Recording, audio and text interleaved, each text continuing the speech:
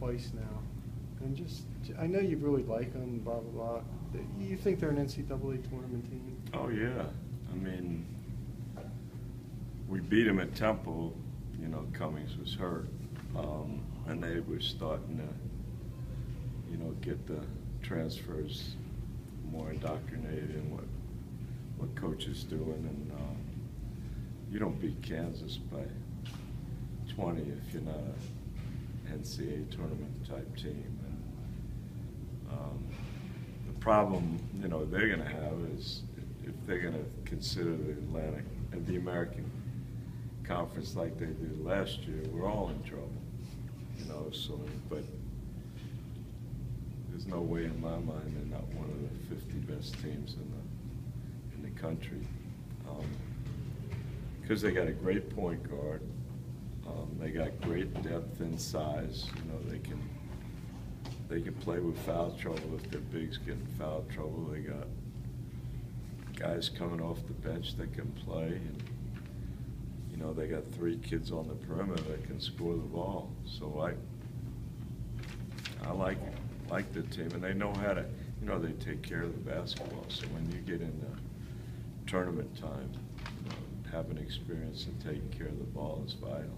I know you might be biased, but it looks like your league should be at least a 4-bid league. I mean, have you looked at it like that? Or? I mean, you know, I don't ever want to get into, you know, we didn't make it last year, and I didn't think it'd be fair for us to be critical, you know, because somebody else that got in,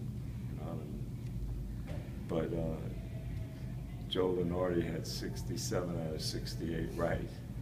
And when Louisville was a fourth seed, and then, you know, Connecticut, I guess, winning it kind of validated. But again, you know, Connecticut could have lost to Phil. Right. You know, right. But I think we have a quality league. I really do.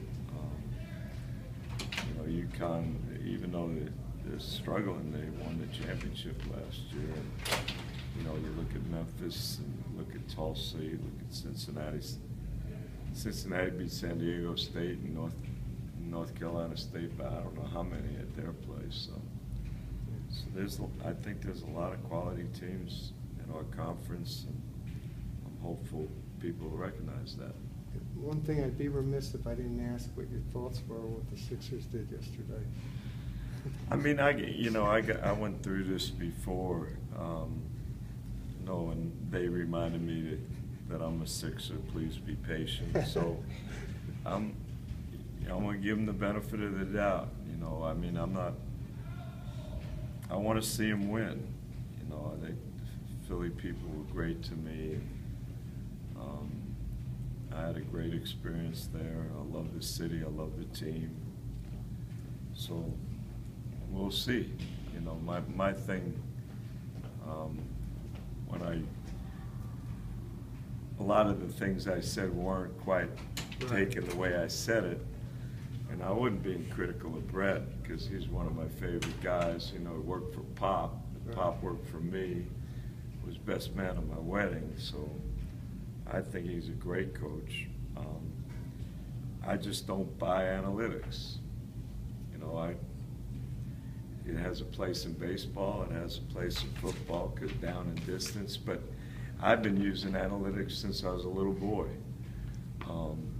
But at the end of the day, you know, developing players trumps everything, and recognizing what guys can play or not trumps everything. So, you know, they have a plan, and I think I'm going to sit back and give them a chance to see that it works. Did it surprise you with MCW though? I mean, with all they've invested in him, time-wise. You know, I don't coach him. Okay.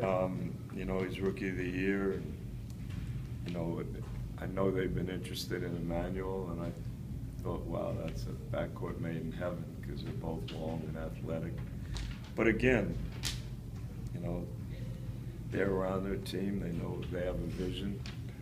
So I promised them I'd support them, and I'm not changing. Okay. You know, and I'd help in any way I can because I'm sure it's obvious that he's on their radar, and when the time comes, if I know the kid as well as anybody, be happy to help.